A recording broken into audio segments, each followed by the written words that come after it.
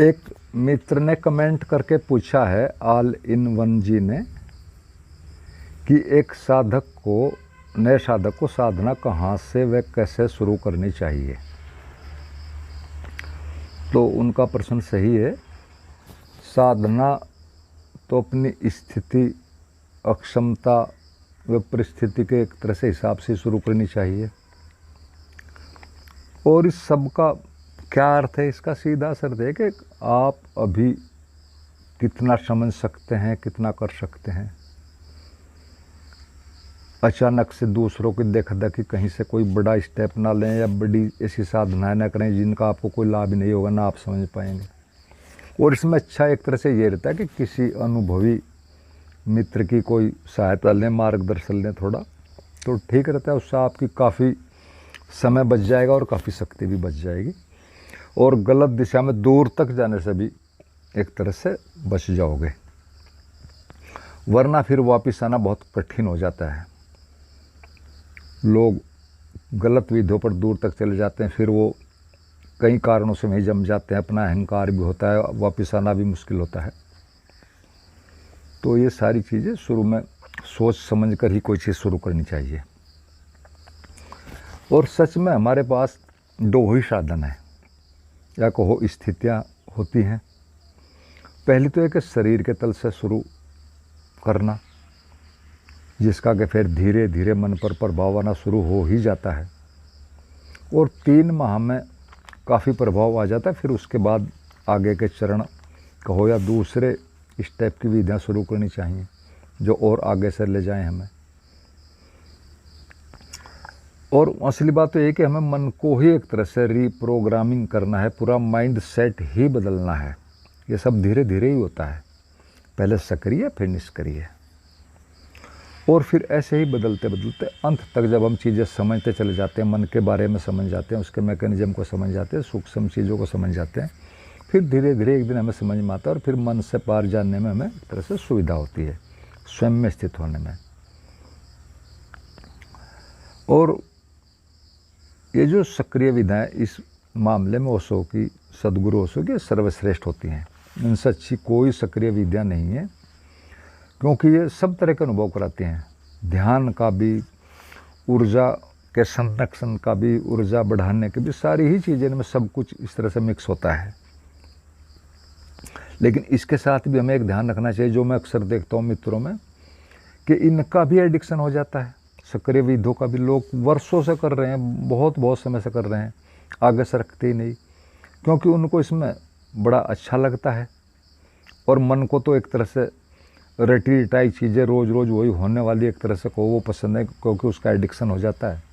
और हम इतने अवेयर हैं नहीं, हमें भी उसमें मज़ा आने लगता है।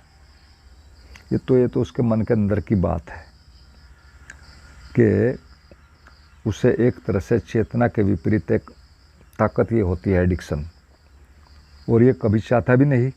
ये वो इतना सातिर है, इतना शक्तिशाली कि वो कहीं पर भी हमें एक तरह से बड़े आराम से, बड़े इजीली धोखा दे जाता है, क्योंकि उसे हमारी सारी कमजोरियों का पता है और हमें उसके बारे में कुछ भी नहीं पता।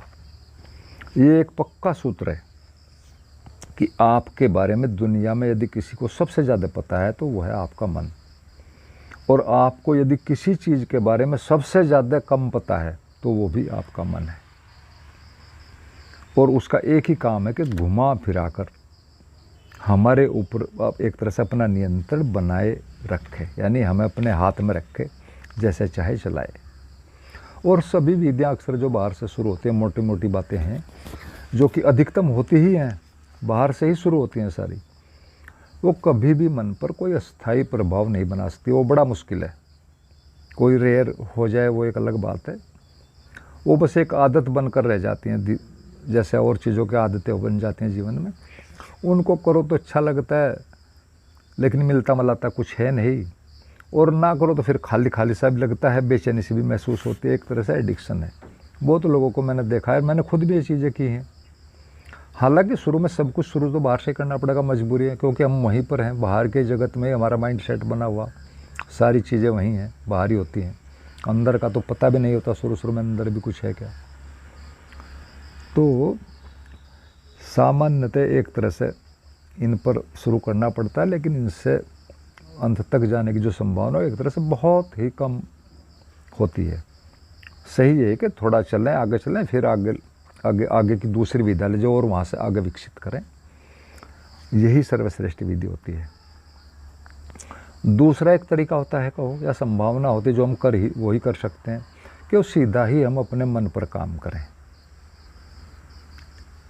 एक तरह से ऐसी विधियाँ कहो या इस ढंग का कहो अस्थायी परिणाम आता है हमेशा, और वो हमारी चेतना को एक तरह से नज़दीक तक जाता है धीरे धीरे, और फिर वो सच में तो ये मन ही के गहराई में अवचेतन मन में कहो हम हैं, तो धीरे धीरे वहाँ आएगा। एक तरह से ये केंद्र पर काम करने जैसी बात है, क्योंकि इससे सीधा होता क्या है कि हम तो एक तरह से विकसित होते हैं, अवेयर होते हैं, शक्तिशाली होते हैं, और मन कमज़ोर होता जाता है।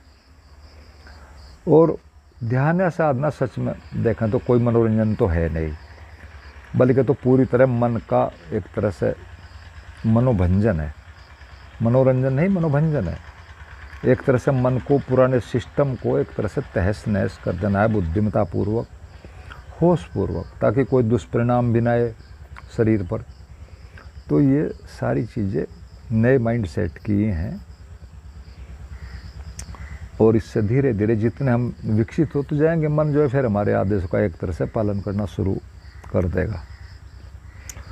और गुरजप के बारे में आप लोगों ने सबने सुना भी होगा। गुरजप एक बड़ा प्रामाणिक बुद्ध पुरुष थे, क्योंकि उनकी सारी विद्या बिल्कुल थोड़ा कठिन चीज़ें होती थी, लेकिन वो सच में प्रभावशाली थी, क्योंकि हल्की चीज़ों में हमारा मन हमें फंसा देता है, उलझा देता है, उनको सही समझता है। वो सीधे सीधे बड़ी ठोस चीज़ें करते थे। जो भी आपका पुराना सिस्टम है, अगर आप शाकाहारी हैं तो आपको मांस खाना पड़ेगा, अगर उनके पास रहना कुछ और दूसरे तरह के, तो मतलब हर चीज़ के विपरीत कराता था। आप अमीर हैं, आलसी हैं, कुछ काम करते तो आपको शारीरिक श्रम कराया जाएगा। इसी तरह और दूसरी चीज़ों में भी जो मन की हैं, हमारी आदतें हैं इंद्रियों की, सभी में वो ये कराता था एक तरह से। और फिर इसके साथ एक संकल्प चाहिए। संकल्प तो सच में आप विधि संकल्प की विधियाँ करेंगे तो उनसे भी विकसित हो जाएगा, या दूसरे और बहुत तरीके भी हैं संकल्प विकसित करने, क्योंकि संकल्प के बिना तो कुछ होना नहीं है। संकल्प भी चाहिए, ठीक विधि भी चाहिए, लक्ष्य भी क्लियर होना चाहिए, और फिर अंत में बाद में जहाँ जाकर कुछ और चीज़ें चाहिए होती है, सद्भाव, अंत में एक ट्रिगर टाइप भी कुछ चीज़ें चाहिए जो अंत में अंतिम अक्षणों में जाकर अटका देती हैं एक तरह से। वो भी सारी की सारी एक तरह से चीज़ें हमें चाहिए, यही एक तरह से होती हैं।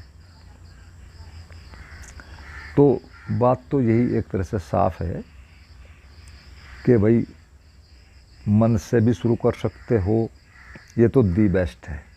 आप केंद्र पर काम करें सीधा सीधा, इसके परिणाम जितने भी आएंगे वो स्थायी आएंगे, वो बैक नहीं होंगे। बाहर से रोग में आप कहीं पर भी रुक सकते हो, बैक भी मार सकते हो, क्योंकि उनका कोई स्थायी प्रभाव तो है नहीं। करो तो प्रभाव लगता है कुछ हो रहा है, न करो तो कुछ नहीं। तो अच्छा तो ये कि उस पर करें, लेकिन ये थोड़ा मुश्किल होता है, तो फिर बाहर से शुरू करो, लेकिन धीरे धीरे उस पर रुकना नहीं, आगे आगे धीरे धीरे चलता रहना है। और यदि दोनों को एक साथ कर सको तो भाई दी बेस्ट, वेरी गुड, ऐसे करो। तो परिणाम तो एक तरह से जो सबसे ज़्यादा हैं एक तरह से जल्दी आते हैं, वो इनमें एक तरह से दोनों पर करो, वही अच्छा है, और वो आपको ही उस बात को चुनना भी है। तो सभी मित्रों ने सुना, मेरा एक तरह से धन्यवाद सभी को। मैंने आज पहली वीडियो बनाई है, आँख के बाद से, आँख को 1 महीना होगा बनवाई थी, लेंस डलवा था। थोड़ा लिखने में भी कुछ दिक्कत होती है, देखने में भी दिक्कत होती है। मैं सारी वीडियोज़ पहले लिख लेता हूँ, एक बनाकर किसी भी कमेंट का मोटा मोटा लिख लेता हूँ, और फिर उसके ऊपर वीडियो बनाता हूँ। तो थोड़ी अभी सही नहीं, आँखें सेट नहीं हुई, लेकिन कोई नहीं, अब वीडियो डालता ही रहूँगा। आपने सुना, बहुत बहुत धन्यवाद। अंत में सभी मित्रों को मेरा प्रणाम।